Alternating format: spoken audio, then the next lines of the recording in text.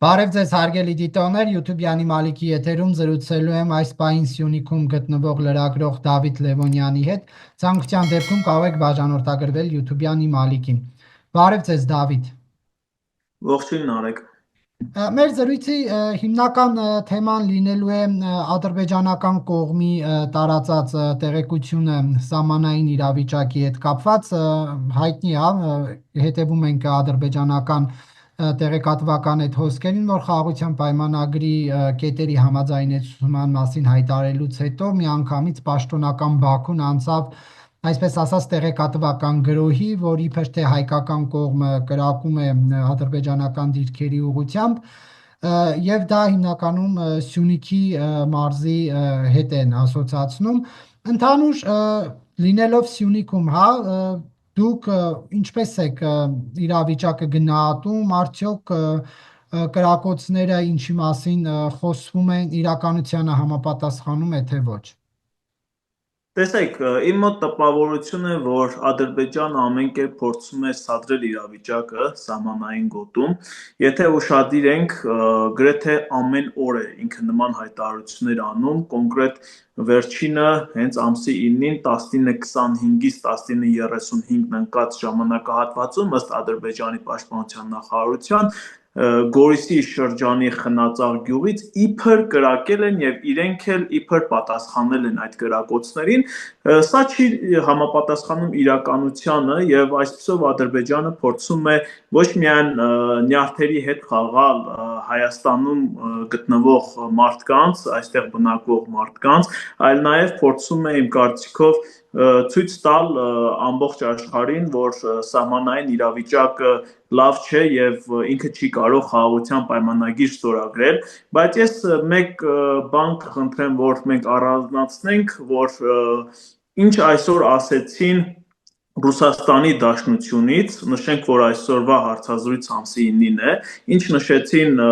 Ռուսաստանի Դաշնությունից ու ինչ նշեցին Եվրադիտորդները։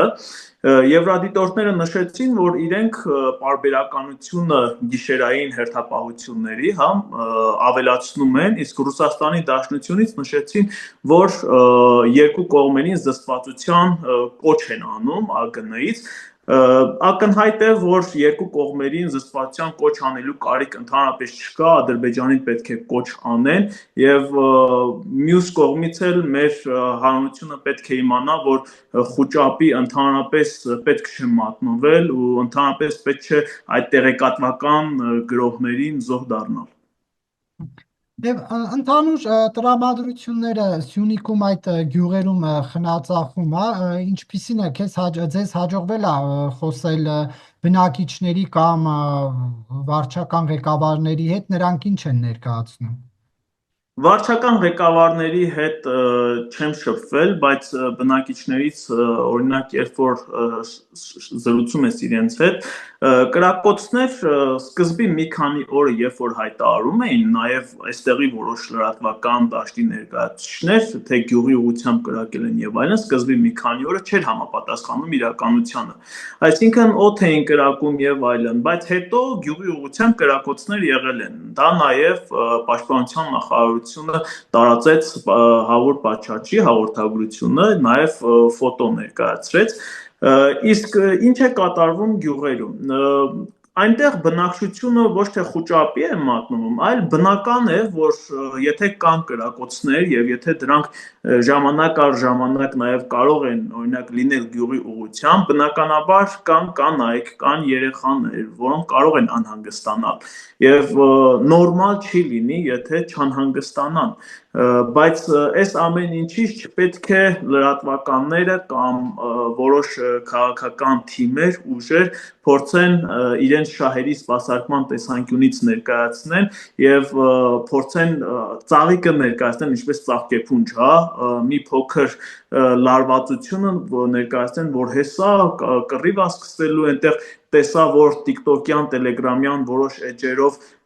կեղծ տեղեկատվությունները ահավոր շատացել են, դա միայն վնասում է հենց նաև Սյունիքի մարզում գտնվողներին, որովհետև շատ ժամանակ մենք զարմանում ենք, թե ինչու կարելի է նման խուճապ տարածել, ել չասեմ, որ դա վնասում է հենց Սյունիքի մարզին այն առումով, որ տուրիստական սեզոնը բացվում է, շատ մարդիկ գալիս են այստեղ, գնում են խնձորես, գնում են Տաթև, գյուղեր ու բնականաբար գումար է գալիս ու այդ ամեն ինչը պետք չէ խոճապահար ներկայացնել։ Բայց այնուհանդերձ կան չէ այդ կրակոցները, լսում են բնակիչները, այսօր էլ լրատվամիջոցներից մեկի ռեպորտաժում հենց բնակիչներն էին նշում, այսինքն որևէ քաղաքական գործիչ չի նշում, ընդդիմության ներկայացուցիչ չի նշում, ասում է, որ գիշերը էլի լսել ենք կրակոցները։ Ի վերջո այդ ուր են գնում այդ կրակոցները։ Այո, կրակոցներ կան։ Ես քիչ առաջ նշեցի, որ առաջին մի քանի օրը դրանք գյուղին ուղղված չեն եղել, բայց դրանից հետո գյուղի ուղղությամբ կրակոցներ եղել են։ Երբ ես զրուցում եմ այն մարդկանց հետ, ովքեր որ գտնվում են մոտակա գյուղերում սահմանի, իրենք նշում են, որ գիշերներն են ակտիվանում այդ կրակոցները, բայց նորից եմ ասում, փառք Աստծո, մենք այս պահի դրությամբ ոչ մի այտենց լուրջ ինչ որ իրավիճակ չունենք, դրանք անհանգստացնում են բնակիչներին եւ շատ վատ է, որ անհանգստացնում են, կարելի է ասել ինչ որ չափով նաև հիմա նյարդերի պայքար է, Ադրբեջանը փորձում է նաև միգուցե նման իրավիճակ ստեղծելով վախեցնել սահմանային գոտում գտնվող գյուղերի բնակիչներին, փորձում է միգուցե վախեցնել զինված ուժերին մեր, բայց փառք Աստծո մեր զինված ուժերն էլ չի տրվում սադրանքներին եւ մինչ օրս մենք առայժմ ոչ մի տեղեկատվություն չունենք ու հուսով եմ չենք էլ ունենա, որ ինչ որ լուրջ իրադրություն է սահմանում, միմյանց կրակում են եւ այլն ու Ադրբեջանի վերջին տարածած բոլոր հայտարարությունները չեն համապատասխանում իրականությանը։ Բայց մենք արդեն տեսնում ենք, չէ՞ որ տան ինչ որ հատված է վնասվել, ապակի է կոտրվել, այսինքն դա կարող է եւ տան մեջ գտնվող մարդուն դիպչել։ Այո, մենք տեսնում ենք, այդ ամեն ինչը կա։ Ես իմ խոսքում ոչ թե ասում եմ չկա, այլ եւս երրորդ անգամ նշեմ, այո կա, բայց դա չի նշանակում, որ այդ ամեն ինչը պետք է խոճապային տրամադրություններ սարքեն, հա, որոշ ուժեր, որովհետեւ դա առաջինը վնասելու է հենց Սյունիքի մարզին։ Բայց ոչ մեկ չի ասում, թե կրակոցներ չեն եղել ընդհանրապես։ Կրակոցներ լինում են եւ պետք է նաեւ հասկանանք, որ խաղաղության հասնելը այդուհանդերձ հեշտ գործ չէ։ Ադրբեջանը բնական է, որ չի ցանկանալու գնալ խաղաղության։ Տարածաշրջանում կան պետություններ, որոնք չեն ցանկանում, որպեսզի Հայաստանը եւ Ադրբեջանը խաղաղություն ձեռք բերեն, որովհետեւ դա իրենց շահերին վնաս է։ Մենք տեսնում ենք, որ եթե ամեն ինչ լավ լիներ, վերջի վերջո Եվրադիտորդները Հայաստանում չէին լինի եւ այս իրենց շատ կարեւոր գործունեությունը չէին երկարաձգի եւս 2 տարով։ Սա նշանակում է, որ այդուհանդերձ ինչքան էլ որ անհանգստություն կա եւ ինչքան էլ որ դա կարող է ինչ որ պահի, եթե Հայաստանի հայկական զինված ուժերը տրվեն սադրանքների կամ եթե Ադրբեջանը տեսնի, որ ինքը շատ ավելի մեծ հնարավորություններ ունի, օրինակ հարձակվելու համար, դա կարող է շատ ավելի լուրջ խնդիրներ առաջացնել, բայց այս պահի դրությամբ շատ լուրջ տենց իրավիճակներ չկան։ Եվ ձեզ որպես լրագրողի ընկալելի է այն, ինչ ասում է իշխանությունը, պաշտպանության նախարարությունը, որ կրակոց, բայց ոչ վտանգավոր։ Այդ ամեն ինչը ոչ միայն ինձ, կարծում եմ հայաստանյան, հատկապես նաև Լեռնային Ղարաբաղում սահմանամերձ գյուղերում բնակվողների համար ընկալելի են, որովհետև նախորդ 30 տարիների ընթացքում Ադրբեջանը բազմաթիվ անգամներ խախտել է հրադադարը։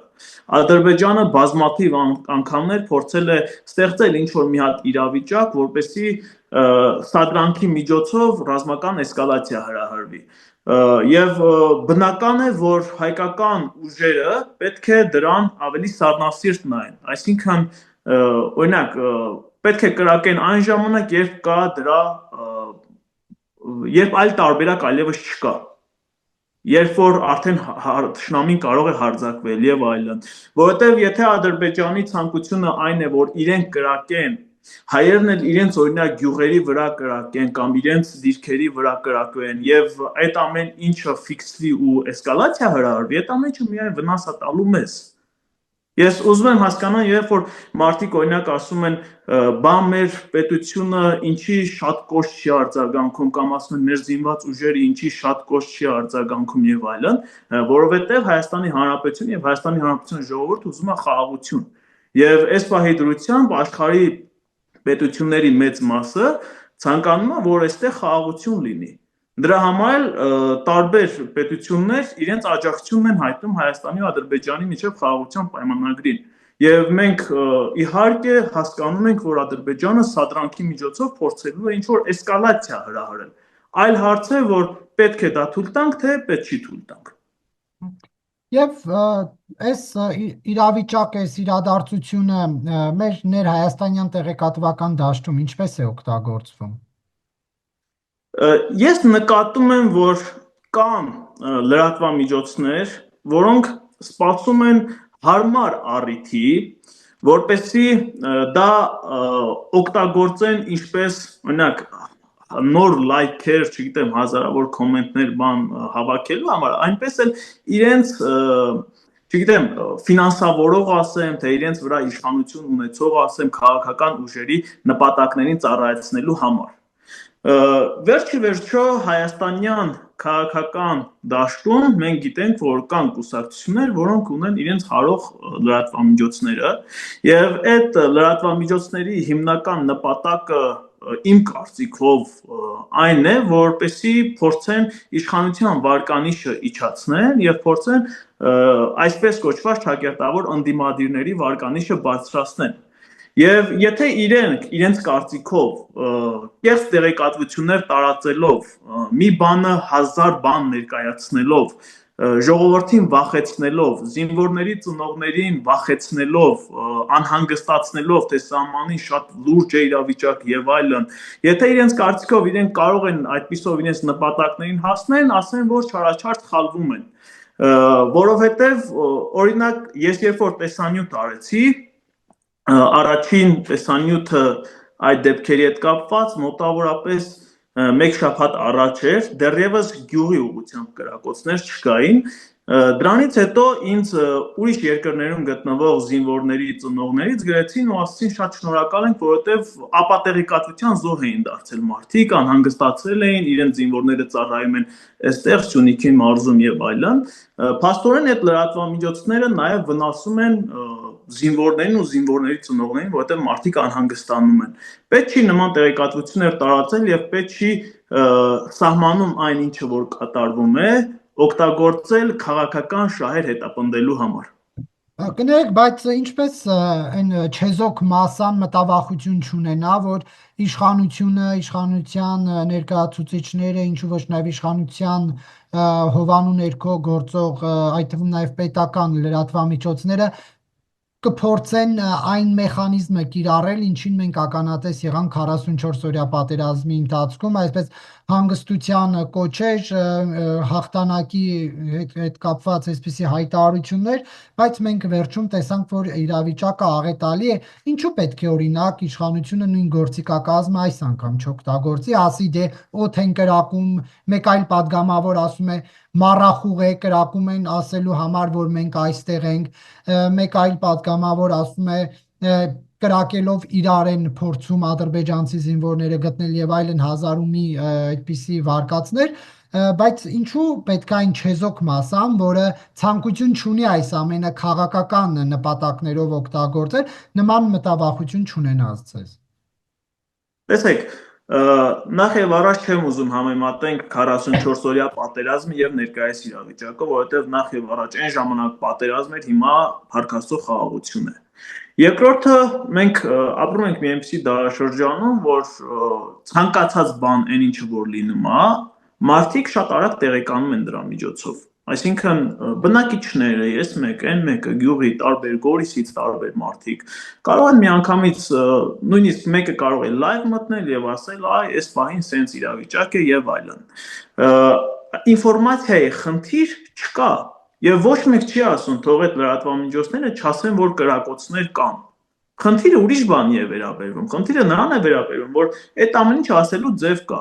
Կամ երբ որ ասում ես ու վերջում պարզվում է, որ կեղծ է տեղեկատվությունը կամ ինչ որ չափով չի համապատասխանում իրականությանը։ Դու նախ եւ առաջ պետք է նշես, որ գիտեք ինչ կա, այս ինչ բանը որ նշել ենք, մի հատ էլ հավելել տեղեկատվություն տարածի, որ դա իրականում չի համապատասխանում իրականությանը։ Կամ պաշտպանության նախարարությունը երբ որ տեղեկատվություն տարածում է, դու առաջին հերթին փորձի այդ տեղեկատվության վրա հիմնվի, որովհետեւ մենք վերջի վերջո տեսանք, որ հենց պաշտպանության նախարարությունը, չէ, այդ նույն որ մենք հիմա ասում ենք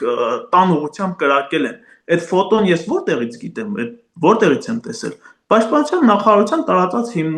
հաղորդագրության հիման Բայց վրա։ ինֆորմացիան առաջինը եղավ այլ աղբյուրներից, հետո որ արդեն այլևս հերքելու կամ ծածուկ պահելու բան չուներ, հնարավորություն չուներ ՊՆ-ն, հայտնեց այդ տեղեկությունը։ Ես կարծում եմ, որ առհասարակ 2025 թվականին հնարավոր չի ինչ-որ բան ծածուկ պահել։ Հիմա ցանկացած մարդ կարա յուրաքանչյուր մարդ, ով ունի հեռախոս, եւ այդ հեռախոսը նկարում ենք, կարող են նկարել միանգամից այդ ամեն ինչը տարածել։ Էլ չասեմ, որ ամենուրեք ինտերնետ կա, ամենուրեք մարդիկ իրար հետ շփվում են եւ տեղեկատվությունները շատ հեշտ են տեղափոխվում, ասենք, եթե մարդը գտնվում է Երևանում, 1 րոպեվա ընթացքում ընդամենը կարա իմանա, թե ինչ է կատարվում Խնածախում։ Եվ նորից ասեմ, խնդիրը այստեղ նրա մեջ չէ, որ ինչ որ մեկը փորձում է ծածուկ պահել, ինչ որ մեկը փորձում է կամ բան տեղեկատվություն չհայտնել, խնդիրը նրա մեջ է, որ այն ինչը որ տրված է, որ այդ տեղեկատվությունը պետք է հայտնի պաշտպանության նախարարությունը, ի վերջո ինքը պետք է հայտնի։ Եվ պետք չի, որ ուրիշ լրատվամիջոցներ կամ ուրիշ շրջանակներ այլ կերպ ավելի վատ ձևով փորձեն այդ ամեն ինչը ներկայացնել, որովհետև դա ոչ միայն երբ որ մենք խոսում ենք չեզոք մասայի մասին, իհարկե բոլորը պետք է տեղեկանան, բայց այն մարդիկ, ովքեր որ կարող են առաջնային վնասը կրել այդ տեղեկատվությամբ, իսկ միգուցե այդ մարդկանց մենք հարցրել ենք, այդ մարդիկ ուզում են նման տեղեկատվություններ ստանան չափազանցված ձևով, թե ոչ։ Այդ մարդիկ, այն մարդը, որ ում զինվորը որ գտնվում է, օրինակ, այդ դիրքերում, ուզում է, որ նման այդ վատ ձևով տեղեկատվություններ ստանա, որը չի համապատասխանում իրականությանը։ Չի ուզում բնականաբար։ Չուզել եւ չլինել, բայց դրանք տարբեր բաներ են, չէ՞։ Այո, եւ տվյալ դեպքում մի շարք բաներ չի եղել, բայց մարդիկ անհանգստացել են։ Այլ բան, որ մենք կարող ենք ասել, որ պետությունը պետք է հատուկ ռազմավարություն մշակի, որպեսզի շատ ավելի արագ եւ շատ ավելի հստակ լինեն այդ ինֆորմացիաները եւ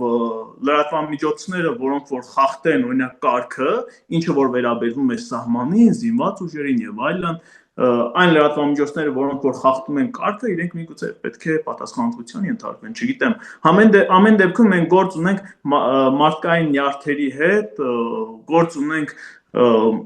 խոճապի հետ կարող են գործ ունենալ, եթե այսպես շարունակվի։ Տեսեք, չեք կարծում, որ ՊՆ-ի նախնական սկզբնական գործելավոճը, եթե չլիներ, չէր լինի նաև խոճապ եւ չափազանցված տեղեկություններ տարածելու հիմքերը, որովհետեւ նախարարի մակարդակով հայտարարվեց ոչ վտանգավոր կրակոցներ եւ դա մեր հասարակության համար նորույթ էր այդ տերմինը, որովհետեւ ինչ է ասել կրակոց եւ կողքը դնել ոչ վտանգավոր, որովհետև կրակոցները լինում են վտանգավոր, այսինքն ՊՆ-ն էլ իր աշխատելավոճով այնուհանդերձ նպաստեց, որ այդ խոճապը տարածվի։ Ոչ վտանգավոր կրակոցներ միգուցե նախարարը նկատի ունեցել, որ դրանք ուղղված չեն բնակչությանը, ուղղված չեն Դա պետք է պարզ ասել, կառուցվածքներին։ դա պետք է պարզ ասել, հանգամանալից ասել, որովհետև մենք լրագրողներս էլ երբ որ լսեցինք այդ ձևակերպումը, մեզ համար էլ էր նորություն ու սկսեցինք ավելի շատ հարցեր տալ, թե դրանք ինչ կրակոցներ են, այսինքն հնարավոր չի պարզ ասել կրակոց, որը բնակավայրի ուղղությամբ չի, կրակոց, որը դիրքի ուղղությամբ չէ, բայց կրակոց, որը լսվում է։ Դե պարզ նաև հայտարարությունները եղան, չէ՞, հայտարարությունները Դրանից բավականին հրապարակվեցին։ հետո։ Այդ նույն ձև հիմա այսօր այնպես չի որ ամեն ինչ հենց սկզբից ինչ լինում է իդեալական լինում է փորձի հիման վրա շատ ավելի լավ մարդիկ հասկանում են թե ինչպես ներկայացնել որպեսզի դիմացին էլ ավելի լավ հասկանա հիմա հենց այսօր 19-ից ես տեսա Ադրբեջանի տարածած տեղեկատվությունը, որ իբր 19:25-ից 19:35 ընկած հատվածում հայկական ուժերը կրակել են, իբր կեղծ տեղեկատվություն, եւ ընդամենը 2 րոպե չանցած Պաշտպանության նախարարությունը տարածեց հայտարարությունը։ Կոնկրետ այս դեպքում բավականին լավ աշխատանք էր։ Իսկ մենք մի քանի շաբաթ առաջ, երբ որ այդ տեղեկությունները շրջանառվում էին, ՊՆ-ի կողմից այսպիսի արագ արձագանք չէր լինում։ Դե հիմա լավ է որ կա։ Բայց ասածս այն է, որ դա էլ նպաստեց, որ մարդկանց մոտ անհանգստություն առաջանա։ Ինչևէ, դուք մի բան ասեցիք, չուզեցի ձեր միտքը ընդհատեմ, ասեցիք, սա պետք չի այս իրավիճակը համեմատել 44-օրյա պատերազմի հետ, որովհետև այն ժամանակ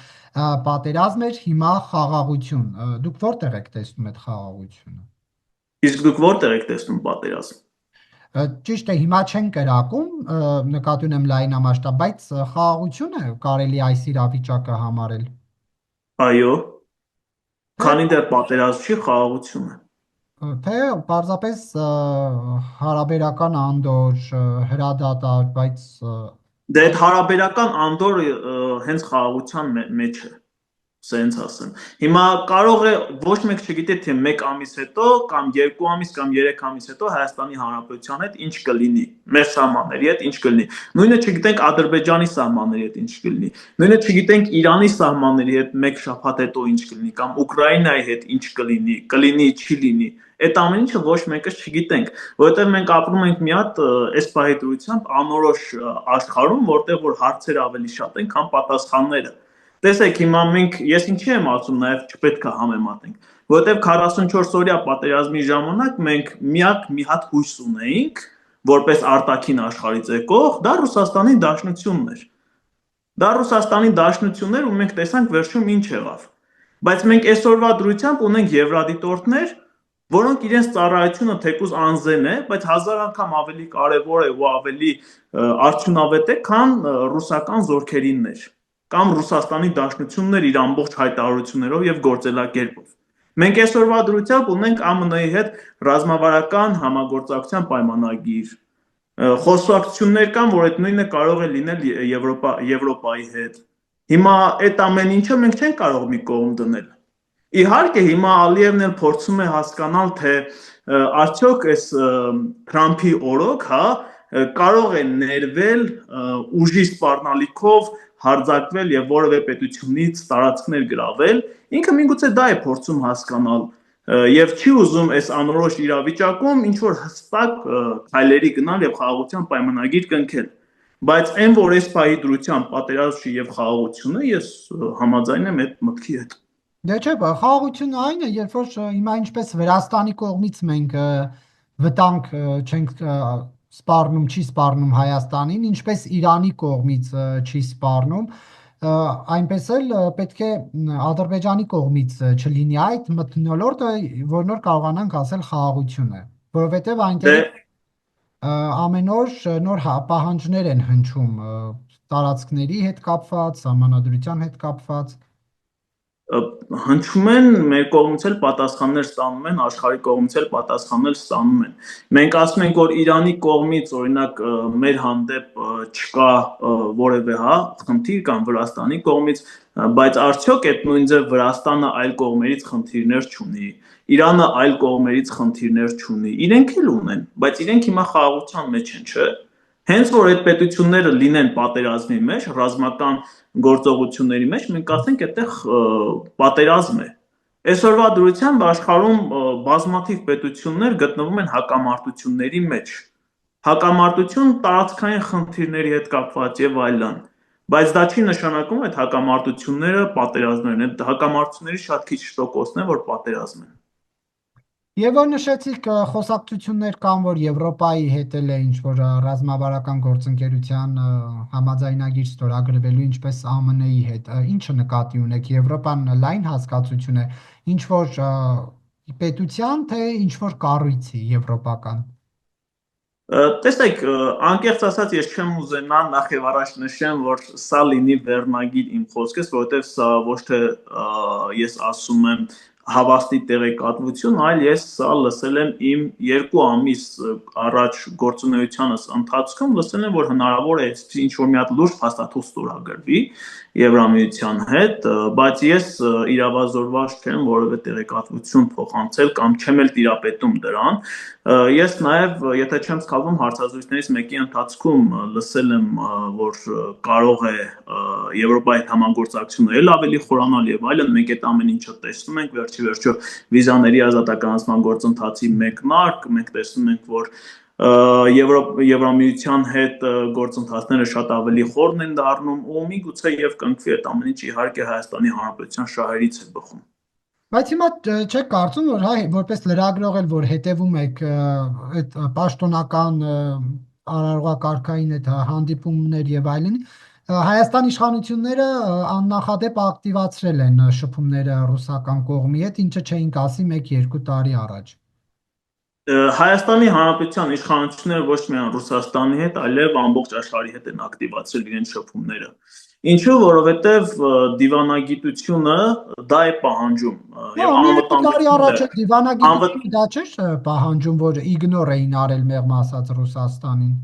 Իգնոր չէին արել Ռուսաստանը այն ինչ անում է, համապատասխանաբար Հայաստանը համապատասխան քայլեր է ձեռնարկում։ Այսինքն, եթե կոնկրետ հապ շրջանակներում կան խնդիրներ, մեր պետությունը պարտավոր է դրանց արձագանքել։ Իսկ ինչ մենք նշում ենք, որ օրինակ Ռուսաստանի հետ լավանում է, հա, այդ նույնը ամբողջ աշխարհի հետ է, Ամերիկայի հետ էլ է լավանում, Եվրամիության հետ էլ է լավանում, Ռուսաստանի Դաշնության հետ էլ է լավանում, եւ այս բազմաբևեռությունը ի վերջո Հայաստանի Հանրապետությանը դարձնում է առավել անկախ, որովհետև երբ որ դու փոխշահավետ համագործակցության մեջ ես գտնվում ընդհանրապես մի պետության հետ, եւ այդ մի պետությունից դու կտրվում ես, դու լուրջ խնդիրների առջև ես կանգնում։ Բայց երբ դու 10 կամ 5 կամ 15 պետությունների հետ փոխշահավետ համագործակցության մեջ ես գտնվում, մի պետությունից երբ որ կտրվում ես, դա շատ մեծ բան փոփոխությունների չի ենթադրում։ Պարզապես այնքան է լավացել մեր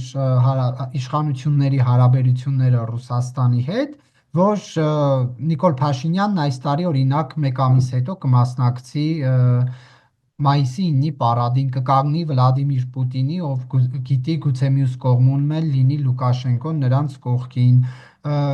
Մյուս շաբաթ արդեն գործնական քայլեր կլինեն Սյունիքում ռուսական հյուպատոսարան բացելու, այդ այսչան լավացել են մեր հարաբերությունները։ Եկեք հյուպատոսարանի առումով չշտապենք, որովհետև ոչ մեկս դեռ չգիտենք ինչ կլինի, իսկ ինչ վերաբերվում է Մոսկվայում մասնակցելու է պարադին եւ այլն, դա բնական է, դա ես դրա մեջ տարօրինակ ոչինչ չեմ տեսնում, առավել եւս որ Հայաստանի Հանրապետությունը շատ լուրջ հարաբերությունների մեջ է գտնվում, հատկապես տնտեսական առումով Ռուսաստանի Դաշնության հետ, եւ եթե օրինակ ներողություն, անցած տարի տարօրինակ էր Նիկոլ, որ չմասնակցեց Նիկոլ Փաշինյանը, անցած տարի մենք լուրջ տնտեսական հարաբերությունների մեջ չէինք Ռուսաստանի հետ։ Դա պետության ղեկավարությունն է որոշում, թե որ պարագայում որ բանն է ճիշտ, մասնակցել թե չմասնակցել։ Եվ շատ բաներից մենք տեղյակ չենք, շատ